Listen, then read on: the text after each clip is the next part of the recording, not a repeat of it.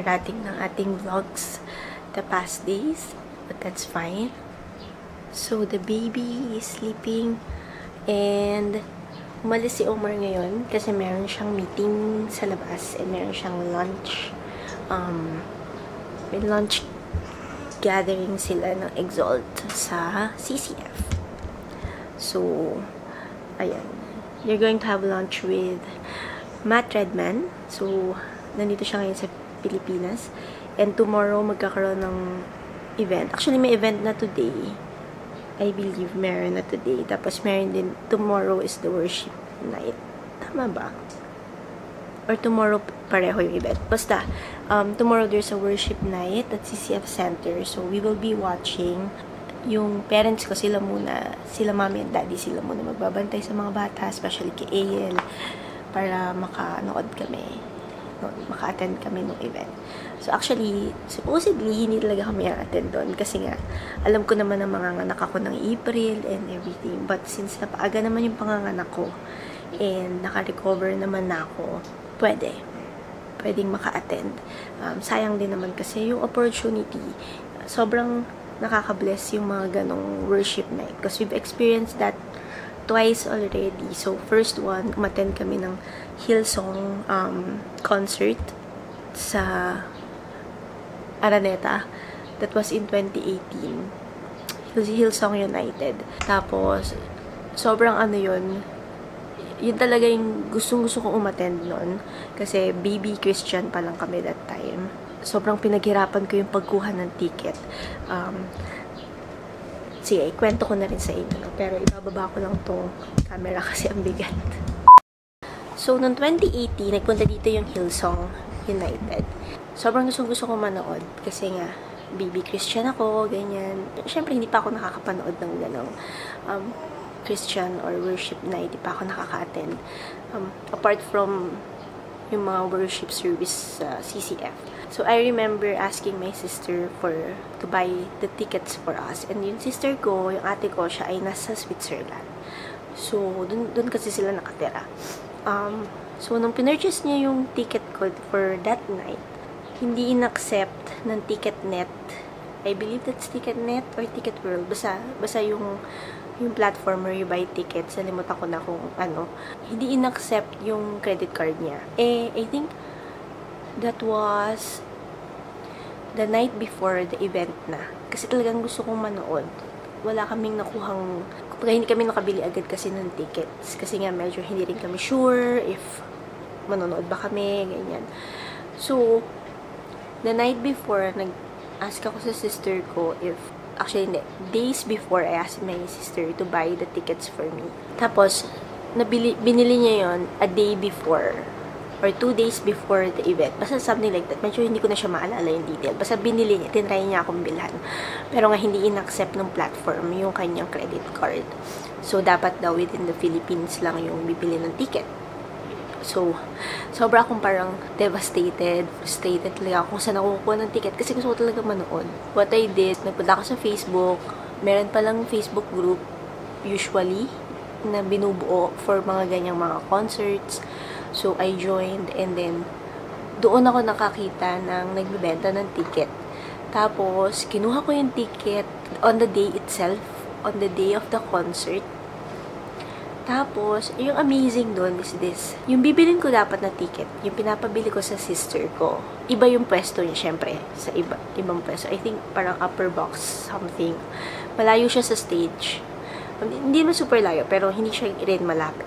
Pero yung ticket na nabili ko, which I even got cheaper than kung ano yung pinapabili ko sa ate ko. Sobrang ganda ng pwesto. Ang ganda nung naging pwesto namin during the concert. And, you know what? That's God's doing. That's God's hand. Yun yung tinatawag nilang divine appointment. Na tipong si Lord yung nag-appoint nun. Yung taong nagbenta sa amin ng ticket. Si Lord nag-provide nun for us. Yung ticket na yun, si Lord nag-provide nun for us. Yung opportunity to watch. Yung seat na nakuha namin. That's all from the Lord.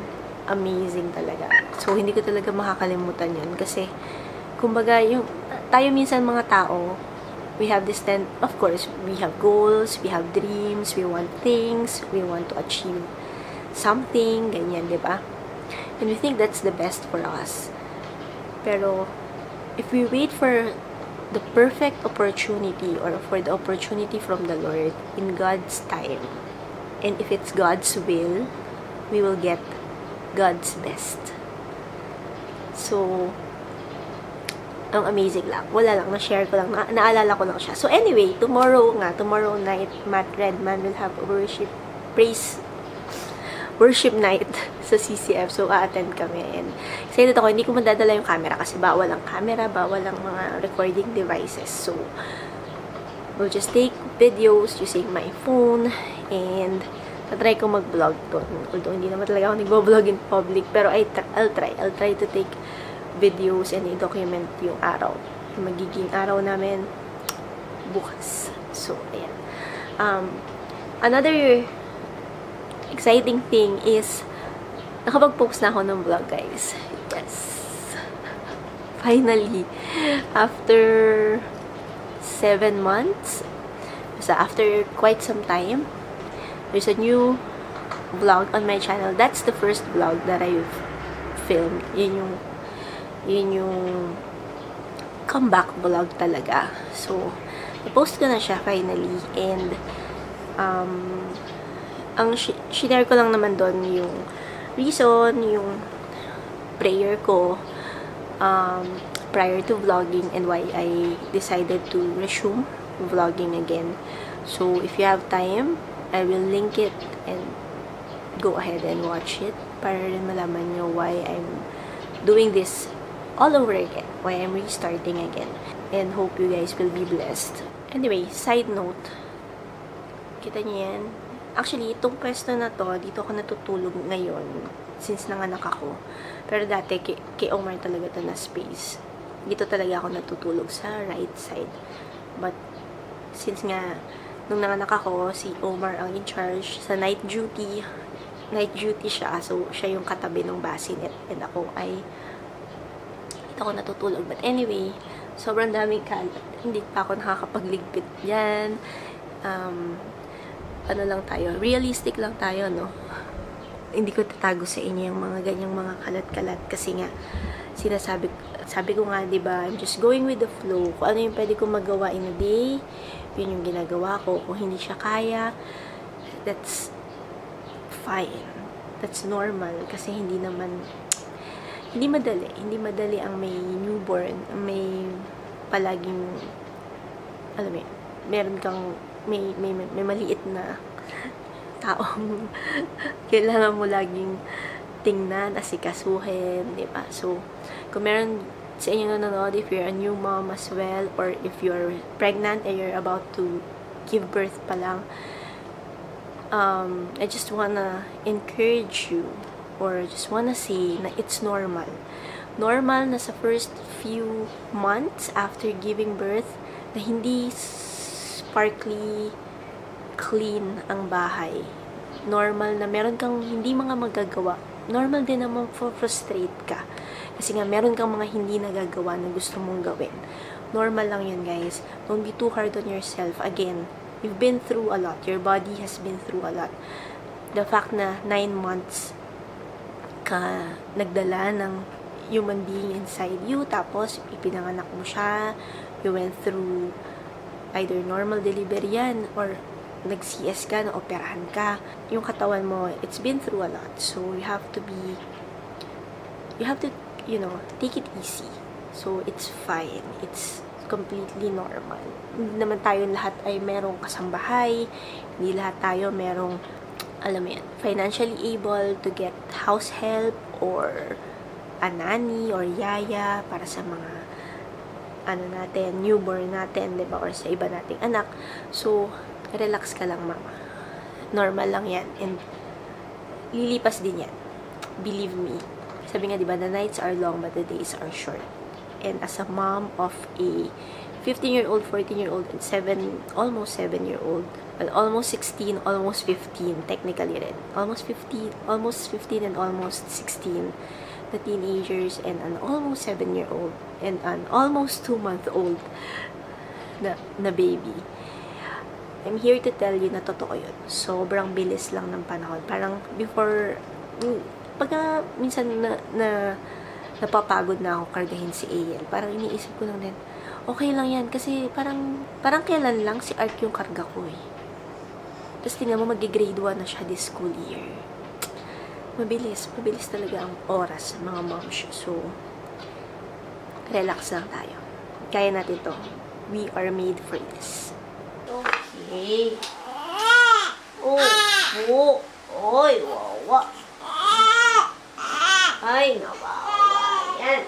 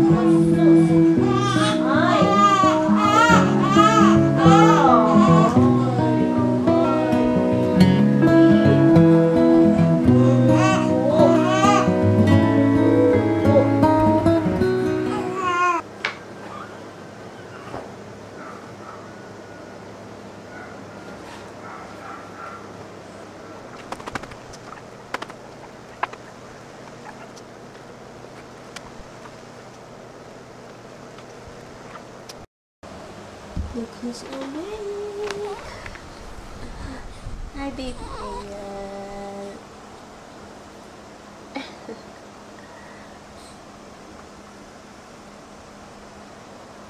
Hello, baby AL. Hello. Okay, guys. So, it's already... oras na? It's 6:31. Ayan, hindi pa siya natutulog kasi late na siya nagising kaninang hapon. Okay lang. Okay pa yung mga bago mag-7. Pero dapat mga 7 or dapat hindi lalampas ng 8 ay makabalik na siya sa tulog. Yun na yung parang nagiging routine din namin. Although the past few days, nakakatulog siya ng mga actually, mga 6, mga ganyan. Actually, 6 to 7 nga. So, yun na yung parang bagong sleepy routine niya. Ang hindi lang consistent pa ay yung sa hapon talaga. Kasi, yun, minsan gising siya ng 3, minsan 4 siya nagigising, ganyan. Pero, mas nagiging consistent yung, kumbaga ay, talagang pag tuwing hapon, magigising siya before mag 6 o'clock or before mag 5 o'clock. Tapos, gising siya ng mga, pinakamatagal niya sigurong gising last time is mga 2 o'clock to almost 7 or 6. Ganyan. Sobrang tagal niyang gising that time. Pero nung nakatulog naman siya ng 7 o'clock, tuloy-tuloy yung naging tulog niya, which is okay din. When I say tuloy-tuloy, I mean tuloy-tuloy from 7 p.m. to around mga 12. Yun nga lang, pagdating ng 12 or 1, ganyan, ano na siya ulit. Balik na siya sa kanyang fussy self. So, yun. Yun ang ating, ngayon. Yun ang update ko about her sleeping routine. Again, hindi pa siya routine na routine, but I feel like we're getting there. I feel like malapit na. Malapit na talagang maging mas consistent ang mga bagay-bagay. Ayan. I'm actually doing a bit of work right now. Trying. Dito lang yung laptop ko. Yung si AL and yung laptop ko. So, usually, ganito lang yung pwesto namin. Dito na ako madalas nag-work sa bed kasi wala eh. Yun ang mas convenient eh. So, anyway, try ko to be back again. You say ouchie in the camera? Ouchie ng AL na yun. Gigil ako dyan. Hey guys! Welcome back to our channel. Welcome to another day in our lives. Or in my life. There's a doggy here. So, wait lang. Ang weird ng buhok ko, no? Kinlip ko siya kasi ang haba na ng bangs ko eh. Hindi ko nga alam, ikakat ko ba siya or papahabain ko na siya. parang gusto ko ulit mag-bangs, pero at the same time, iniisip ko, medyo mahirap mag-bangs ngayong mga panahon to dahil tayo ay may inaalagaang bata na laging nakakarga and everything. Parang ayoko yung idea or yung thought of having something sa mukha ko na kailangan ko hawiin every so often. So, I don't know. Pero anyway, that's not really a big problem. Today's a Wednesday, so later kami ni Omar ay pupunta kami sa CCF because today yung worship night with Matt Redman. I mentioned that in the previous vlog, the vlog yesterday, which I don't know if mako-combine ko ba to, but anyway. Also, today, according to news, today we will experience the hottest day this summer. So, by far, the hottest day by far. So, yung pinakamataas na heat index, today siya ina-expect. So, I don't know exactly what to expect or kung gaano pa bang kainit ang iinit ng panahon. Kasi yesterday, super init na. Hindi nga kami halos nakababa ni Ian. Dito kami sa baba for until mga 9 or 10, before 10 a.m. From 10 a.m. onwards, nasa taas na lang kami. Hindi na kinayang bumaba ulit kasi sobrang init talaga ng singaw kahapon. Kakaiba yung init kahapon talaga. Medyo, I don't know what to expect today. Yeah. So, siguro more hydration tayo. Drink lots of water, guys. And stay indoors as much as possible. Huwag na lang muna lumabas. Although yung mga bata, they have to go to school because they have a face-to-face class today. Si Art din, may class today. Super init. Sana umulan naman kahit konti. Meron actually ako nababasa sa Facebook na parang may thunderstorm alert. But I don't know where that is. Where that come from daw. Hindi ko alam kung saan exactly umuulan. Basta ang alam ko dito sa Pasig, Cainta ay hindi umuulan at mainit. Mainit talaga. Grabe. So, ayun lang. I just want to start today's vlog kasi later, syempre, kukuha ko ng onting clips through my phone lang kasi bawal magdala ng camera sa mismong event. Tapos, yung mommy at daddy ko will go here para sila yung magbabantay sa mga bata. Ngayon pala medyo may worry na ako. Actually, hindi na ako sanay na iniiwan yung mga bata. But, hindi. Actually, sanay naman ako na iniiwan ko yung pag pupuntahan kami ni Omar. Like, nagpunta kami sa retreat. Sila mami at daddy rin nag-alaga kila. Nagbantay sa kids. Pero what's different now is nga, we have a baby. And, ngayon ko lang iiwan si AL na after, ang pangit talaga ng buko. Wait, ayusin ko. So, since giving birth, ngayon lang ako aalis nang hindi siya kasama. So, for sure, magkakaroon ako ng sepangs. But then, you know, kailangan din talaga to eh. Kailangan din ng time off. Hindi naman siya kailangan na every week. Hindi rin siya kailangan every month. Kahit paminsan-minsan lang siya. We mommies, we really need to go out also without our kids. If possible lang naman. If not possible, kung talagang walang mapag-iiwanan, walang mapagkakatiwalaan sa mga anak, mabuti nang dalhin na lang sila. Lumabas na lang with them. Diba? But, it's just that kasi hindi ko siya pwedeng dalhin tonight because nga, it's a worship night. So, for sure, maingay, malakas ang music. Although, hindi naman super lakas na tipong rock concert or something kasi praise and worship pa rin naman yun na event. Apart from that, apart from the music, syempre, maraming tao. And again, kahit na may vaccine na siya, hindi pa rin advisable, syempre, na at her age, at almost 2 months, na ma-expose pa rin siya sa ganong karaming tao. Although, gusto ko na umattend ng face-to-face na worship service. Na Sunday service sana. But, that's a different story as... What? Gusto na naman niya. May sasabihin na naman yan siya. What are you gonna say to the vlog? Hey, I thought you were gonna say something.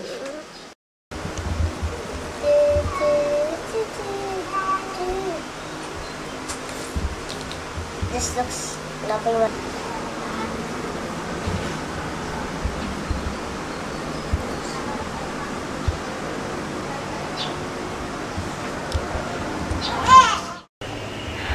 taking a bath. So, nagme-makeup lang ako ng very, very light.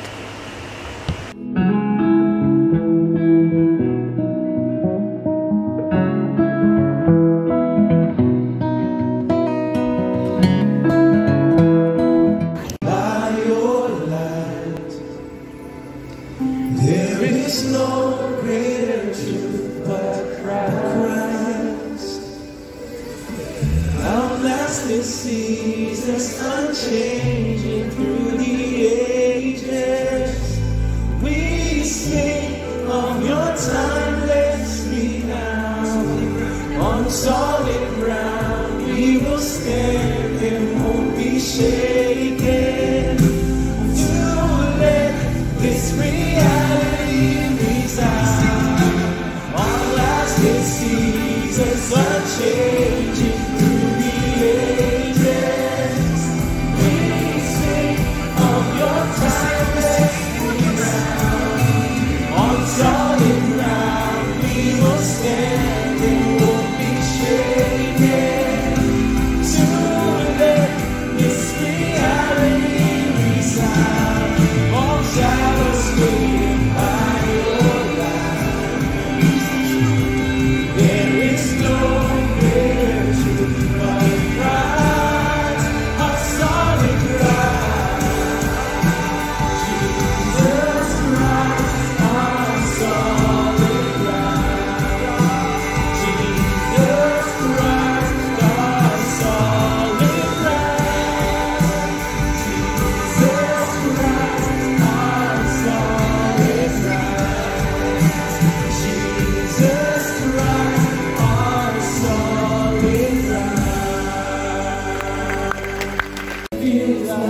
This is what heaven sounds like.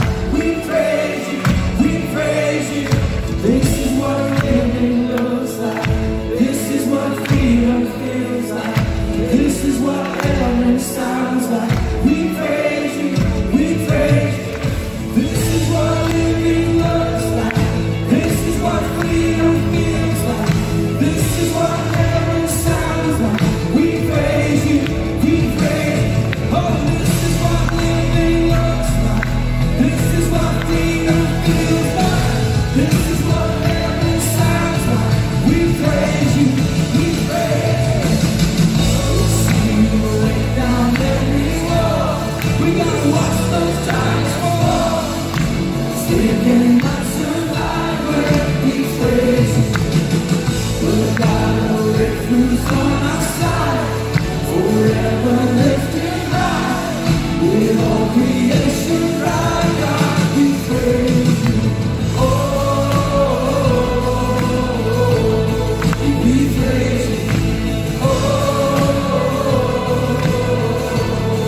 we praise you. Actually quite small when we try and make them seem bigger than they actually are, right? You recognize that in culture? That's not what we're doing in this place tonight, because we're magnifying Jesus. We're magnifying like a telescope. Not a microscope, it's more like a telescope. You take that telescope and you look up at the starry night sky and you see something that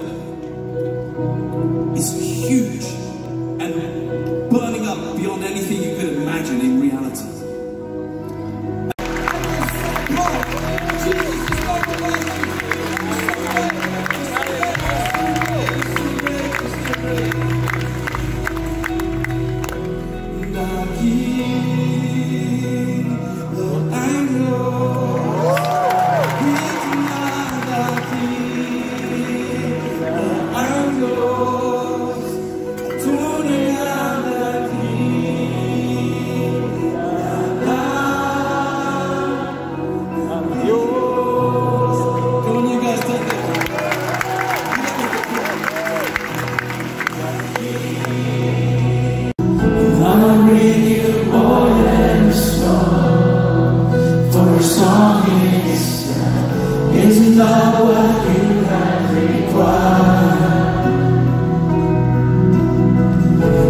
Search much deeper within to the makings of it. You're looking into my heart. Coming back tonight. I'm coming back to the heart of